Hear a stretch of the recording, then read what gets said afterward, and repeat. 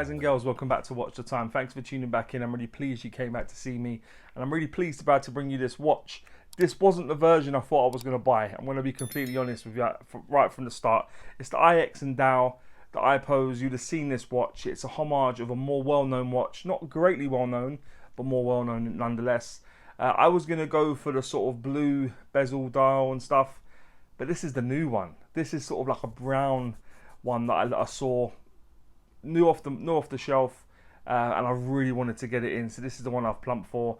By all accounts, IXDAO are doing some unbelievable stuff, and I do think with the movement, you can get 3 different movements. Yeah, I've got the PT 5000 because it's the cheapest.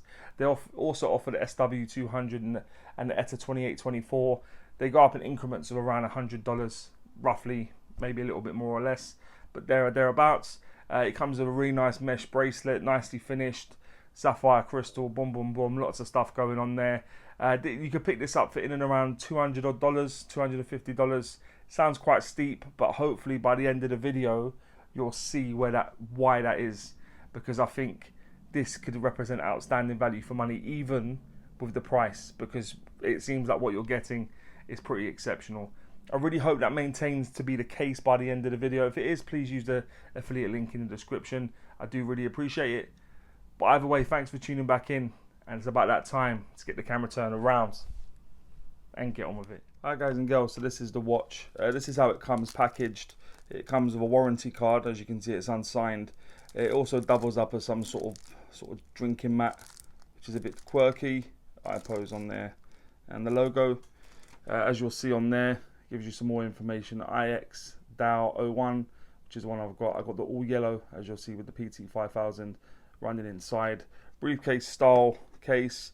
It's got a sort of hang tag on the case as well. As you open it up, inner foam, keeping it safe in transit. Velvety material on the bottom, bit of sort of stuff at the top again, just to keep it safe. And just put it all to the side. And then what we've got is this watch. I was very impressed with the way this watch looked. They brought out 3 different new color variations. I think they were calling it a version 3. As I always thought I was going to go for the sort of white with blue accents and stuff, but once this one was released, it really spoke to me, and I wanted to get it in, to be perfectly honest. So that's why you're now seeing it. So yeah, this is the IXDAO-01. Inside, it's running an automatic PT 5000 movement. I'll bring some information up about that movement now. It's a high beat movement. It's a clone of the ETA 2824 and the SW200. You can also get that movement in this watch, but it does sort of go up in increments of £100. You pay £100 more, you'll get SW200.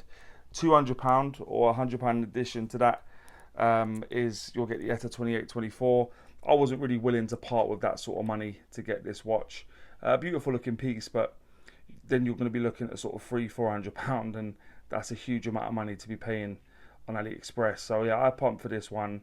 I've had no issues with the PT 5000 up to date, and I would sort of implore you guys to do the same thing really, but that's completely up to you. It's your money, it's up to you how you spend it. But for me personally, I do think that we're given the price disparity and how much it sort of goes up by, it's a little tricky to justify paying that sort of money, but that's just my personal opinion. But yeah, the PT 5000 movement, it's been a good movement in watches that I've owned previously and still own, so yeah, no issues there whatsoever. The construction of the watch is pretty much all stainless steel, to be honest, 316L stainless steel.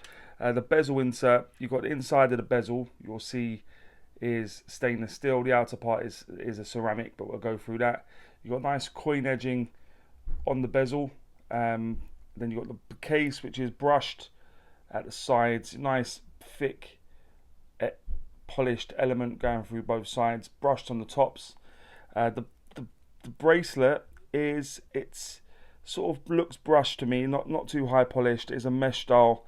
You've got the end links, which is also brushed. The case back, you'll see, also is all brushed. Got some signage on there, which we'll run through in a moment. But for the most part, it is all brushed, just with those odd polished element going through. But for all intents and purposes, yeah, brushed, nice polished element there, but nicely finished and nice brushing throughout. The case thickness of the watch is 12.2 millimeters.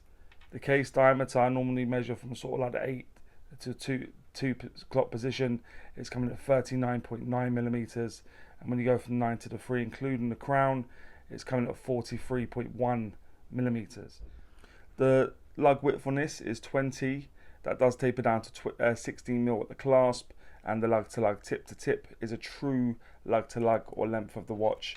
Given it's got female end links of those center links, it's coming at bang on 48 millimeters. So there you go. The case back, as I showed you before, is screwed down. It has got some information on there which we're going to run through now. And IXDAO. The logo is very, very cool actually. I do think the logo looks good. Very inoffensive. So yeah, nicely done. The bezel is 120 click unidirectional bezel. I'll let you take a listen.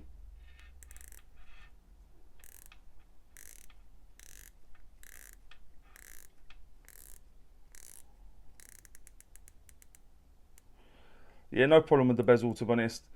The only issue is it doesn't line up, as you'll see. That's about as close as I've been able to get it in practicalities when I've been wearing it. So it would have been nice to have lined up, but it doesn't. The crown is situated at the 3 o'clock position. It's a screw down crown, again, signed with their logo. The strap, as I said, is a mesh strap. I like the way it articulates to the end links. They've done that nicely. It's screwed in at the bottom to the end link. Then you've got the mesh strap. The clasp is decent as well, actually. On the fly sort of adjustment. So you just put it through here, size it to yourself, close it, and there you go. Really easy to deal with. It was a bit fiddly when I first started using it in terms of putting it on my wrist, but after a while of doing it, it became actually pretty straightforward, to be honest. So yeah, there was no issues there. Yeah, like I say, nice, easy to adjust. And if it's a hot day or a cold day, whatever, and you need to adjust it, you're going to be able to do that really, really easily. So there you go. The crystal covering the dial is a sapphire crystal, bit of domed sapphire crystal, and it looks like it's got a reasonable amount of AR coating there because it's not sort of playing havoc with the studio lighting. The water resistance you can make out quite clearly down at the 6 o'clock position is 200 meters, so that would give you 20 atmospheres of water resistance. But do bear in mind, guys, these watches don't tend to be certified, so yeah, do keep that in mind when using it. But the fact that it's screw down case back, screw down crown, the crystal's fitted nicely, I'm sure you can take it swimming. But there you go. The weight will appear in the top right. It's just above 116 grams, which, to be honest, was a nice surprise, really. Quite nice and light. Obviously, a mesh strap in comparison to sort of like a normal stainless steel strap is going to be a bit lighter. But yeah, still like nice. Feels nice on the wrist. Most of the weight is going to come from the head of the watch, but it does feel comfortable on the wrist, and you'll see that in a moment. You'd have seen it in the outside conditions during my intro. But let's have a look at the dial now, guys, in a bit more detail. So the dial is quite flat. Nothing's been applied. It's all printed on. You've got numerals 3, 6, 9 and 12. You've got buttons everywhere else. You've got the hands that are sort of... I really like the hands on this watch, actually. It almost looks rose gold in colour, which I think offers a fantastic contrast to the brown dial, to be honest, guys. You've got the yellow sort of photina on the Arabics and in the sort of printed indices, which also is in keeping again with the sort of colour that you've got on the bezel. As I said, it's a PT 5000 movement running inside. You've got below the 12, you've got the logo printed onto the dial. Either side of the 6, you've got IXDAO diver. Either side of the 6 o'clock, you'll be able to make out. You've got 200 M 660 feet automatic just above the 6 o'clock, and yeah, looking really cool at that point. Inside, as I said, you've got a PT 5000 movement. I'll undo the crown. There should be a ghost position, but there doesn't feel to be one on here. I don't know if they've managed to sort of just play around with the movement, so that's not the case, because I can't find any distinguishable ghost position or date there, so that's pretty good. As I say, you turn the crown to change the time, put it back in, you'll see it will start back up again. Also, I'll bring the loom up now. The loom is reasonable. It's never quite as good as when you got sort of loom filled applied indices. When they print it onto the dial, it's always a little bit more subdued in my opinion, but the loom on this was reasonable. Not amazing, but not bad. But there we are. That's the loom. As I said, the dial was really nice. You got a sort of like, it does look like a bit of a fume brown dial where it goes from brown to sort of darker at the edge. You got a minute track going on the outer edge as well, so it makes it easier to set the time. And yeah, looks nice, doesn't it? Looks very, very cool. But let me just pop it on the wrist quickly, guys, give you an idea of what it looks like on my wrist. Okay, so guys and girls, this is what it looks like on my wrist. My wrist is just above a 7-inch wrist for your reference. And you'll see that looks quite snug, doesn't it? It looks nice on the wrist. Very, very striking looking watch. You don't get many brown watches. So if you want a brown watch, I think IXDAO got you covered. So there you go. What do you think, guys? Okay, so guys and girls, that would now take me on to what I think is pants and pucker about the watch. If you've ever watched before, you'll know I always start with pants. I like to go on a high with pucker. So what I think is pants is not a great deal, but there are a couple of things that I would like to mention. So yeah, first off, there's the bezel alignment. The bezel alignment was a bit, it's something I expected more of, to be honest. The bezel alignment is off. Doesn't matter where I put it, it'll be that side of the sort of 12 o'clock position or the other side. So I've just left it there. So yeah, the bezel alignment is not the greatest. And the finishing, so in terms of the transitions on the case, it's not too bad. But I'll bring some pictures up now as well. The finishing on the lug ends is extremely coarse. It was something that it sort of struck me quite early on, because it looks, I don't mind a bit of coarse brushing, but it's a bit inconsistent, and it's not what I expected at this sort of price point, to be honest. Sort of £200 watch on AliExpress, you should be getting a bit better finishing on the lug ends than that, to be honest. But so yeah, that's what I'll say is the finishing. So I'd go bezel alignment and finishing.